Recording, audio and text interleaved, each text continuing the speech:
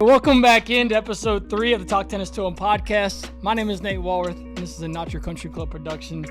Today, we head south to the Peach State. We go to Athens, Georgia for the quarterfinals, semis, and finals of the NCAA tournament. It's May Madness, one of the best times of the entire year.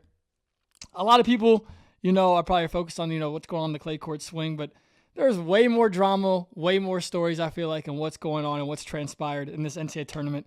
We've got the 8 best teams in the men's and women's draw. So I will say that one thing that this tournament does well, especially this year, is it feels like we got the best of the best, the teams that are playing their best ball in May, and I can't wait to get down there. Before we get started on kind of a little recap of what happened in the Super Regionals, what most people know as a Sweet 16 if you're a March Madness fan, got to talk about a couple things that we've seen in the college tennis world since we last tuned in. A few storylines. Starting off, after Arkansas announced that they were cutting the men and women's team effective immediately after this season, the alum have spoken up. The supporters of the Arkansas Razorback programs have spoken up. They've raised over $5 million. They've got more than 5,000 petitions, I think, now, and they are fighting to get reinstated by their athletic department, and it looks like it may happen. I don't know. I haven't followed it in the last day or so, but the last that I read is that it may come back, and that would be a massive win for all college tennis fans. 2 commitment stories, one via the transfer portal. Matt Forbes, who clinched the Big Ten tournament title for the Michigan State Spartans, he, following the departure of Coach Harry Jaden, decides to enter the transfer portal and commits to the rival, Columbus. He's headed to Columbus. He's taking his talents to the Ohio State Buckeyes. A massive haul for the Buckeyes program, who they found out this news on the same day that they advanced to the quarterfinal site, beating Illinois, which is just a massive get. He's one of the top players in the country. He plays his best in the biggest moments, and he likes the bright lights. So Ohio State is in those big moments a lot of times, whether it's at indoors, at the NCAAs, Big Tens, wherever that is, he's going to enjoy that spotlight. And yeah, it's a massive pickup for Coach Ty Tucker and staff. The other storyline that just happened, Duke, after having a pretty tough season, they get the commitment of one of my favorite juniors to watch, Yannick Alexandrescu. I believe he reps France now, but I think he's from Bosnia. I believe he's from Bosnia.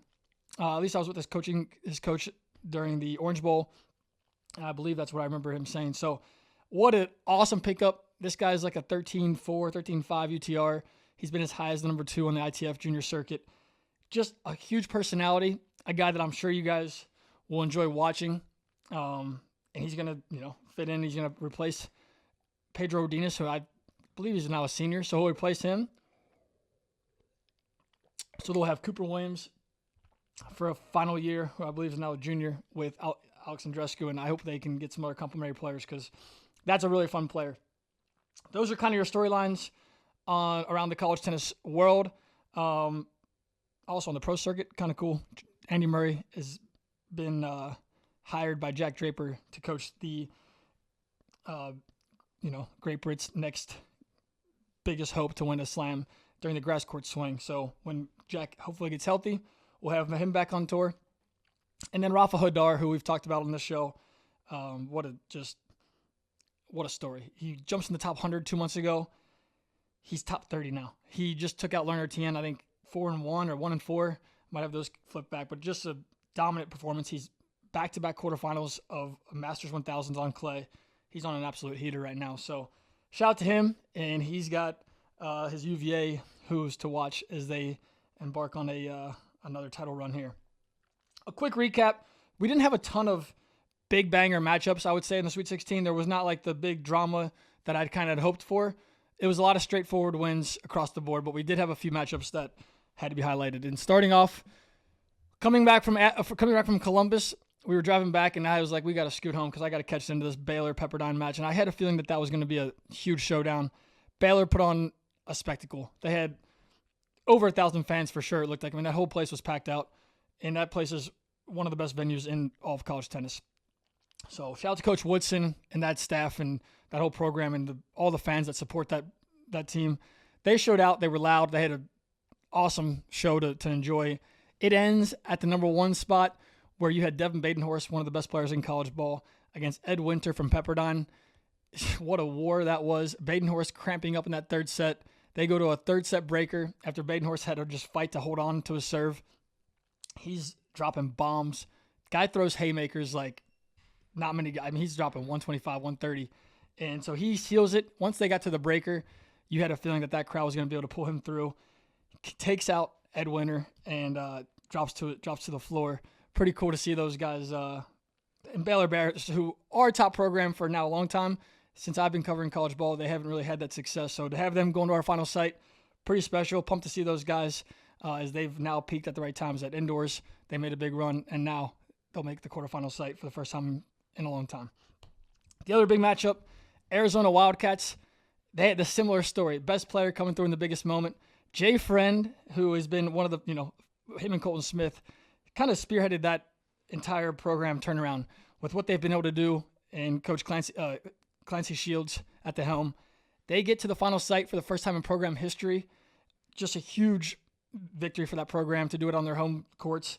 Jay Friend steals it 6-0 in dominant fashion against a super impressive Luis Alvarez, and the way he did it was extremely impressive. So Jay Friend, guy that college tennis fans I'm sure have gotten to know pretty well the last few years. Just a great kid, an easy kid to root for.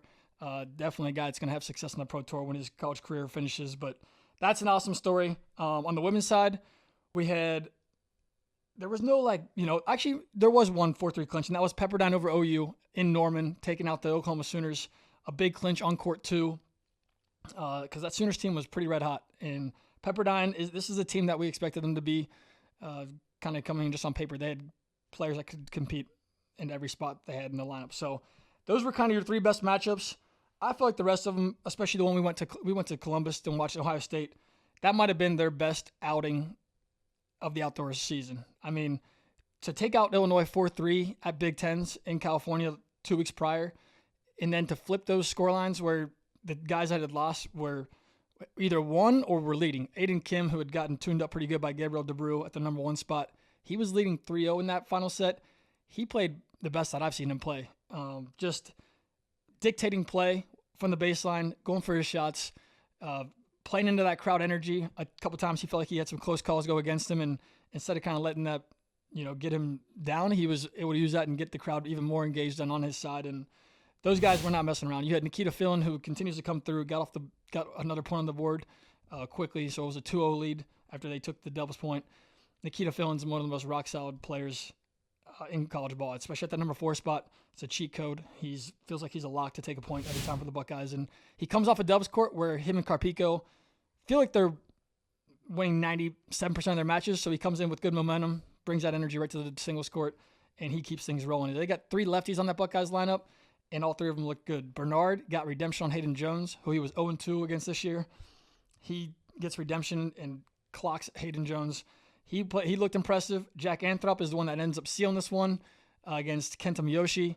Thought Anthrop played really well. He knows that was his last match as a Buckeye at the Ty Tucker Tennis Complex. So that was just an all-around impressive performance from those guys. TCU, another team that I got to catch some of. Those guys steamrolled Stanford, who Stanford coming in with some momentum. Thought they might be able to cause a little bit of problems. That was not the case. If they had finished that match out, TCU might have taken every single court there. Just a huge momentum-building, confidence-building W for Coach Roditi's squad there. That's one of the most dangerous teams as we head down to Athens today. So excited to watch the Horned Frogs in person. The other teams that we got left on the men's side, so we'll start with the top. You got Wake Forest, who dominated UCF. We have them versus Arizona, who's in their first Elite Eight. That should be a fun matchup. I think Wake Forest, we haven't talked about them a lot, but they're number 1 seed. They're quietly riding and coasting along, but I think that's probably how Coach Tony Bresky would prefer it. We expect them to kind of make this type of run, and they're doing as they should on paper. They're top to bottom, probably the most loaded roster we have in the game right now. Those guys look darn good. I think I'm going to take them to advance to the Final Four.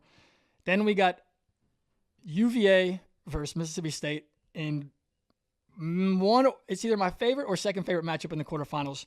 Mississippi State finally healthy. They got the SEC Player of the Year in Benito Sanchez. They got another freshman. They got a freshman in Raphael Voxman, who's just an electric athlete, really fun player to watch down at the 5 spot. Nico Broni finally healthy after breaking his arm this year. He looks good at the 3 spot. Peter Yamatovich at the number 2 spot. after coming off a broken finger. That's good to get. I mean, huge to have him back, even though he was the only one that dropped their match against Georgia. That guy's obviously a stud, especially on the Dubs court with Benito. So pumped to see Mississippi State go at UVA. UVA's got the best player in Athens in Dylan Dietrich, a guy that's one of my favorite players to watch since I've covered college tennis. Just big energy, big shot making, never shies away from the moment. And the kid just, behind his serve and his movement at 6'5" or whatever he is, he's just an electric player to watch. So should be an awesome showdown. That's a tough one for me to predict. I am going to say it's 4-3 somebody. It's UVA's obviously been there and had success. Mississippi State's been knocking on the door for a while now. I don't know. I'm hoping for a 4-3 matchup. I hope we get it. I think it is a 4-3 battle. It's too tough for me to call it. I think it comes down. That Dubs point's going to be crucial. I think Keegan Rice at UVA's number 2 spot he's just every bit. I mean, he's as good of a lock as it comes. I think he's going to be a tough out there at the two hole. Dietrich versus Sanchez. We saw that match at indoors. Was an awesome match. Sanchez looked like he was down and out, pulled all the way back. So can't wait for that one. Then on the right side of the bracket, you got Ohio State versus TCU in a matchup that we last saw in the NCAA. Like we've seen it a lot of times, but the last one I remember that was epic was NCAA tournament when they played in Stillwater. Ultimately, TCU came out on top on that one. So that was an epic showdown. I'm sure these Buckeyes want redemption. They're still looking for seeking out their first ever NCAA title. That's going to be an awesome match. TCU coming in with a ton of momentum. A number 6 seed that's a contender to win this entire title. So that's one that's going to be a tough task for this Buckeyes squad.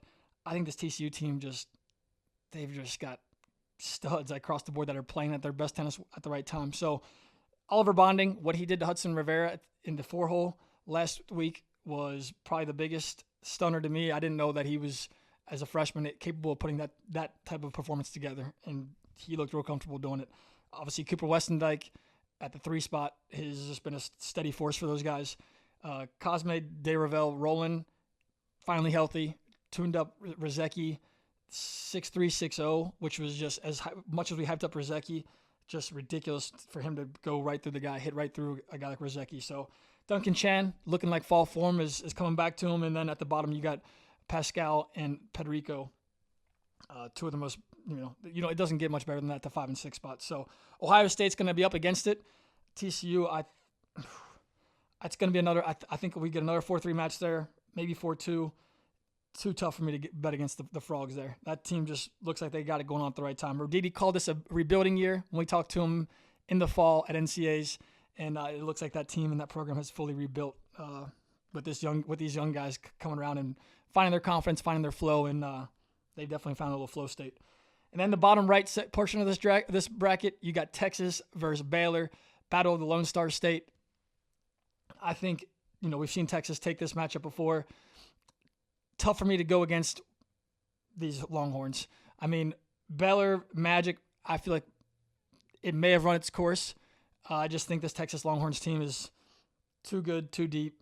There's too many spots that they can take in this one. So can't wait for the Elite Eight. On the women's side, you got some great matchups as well. The number 1 seed, Georgia, they will face NC State. I think that's one that wouldn't be shocked to see an upset.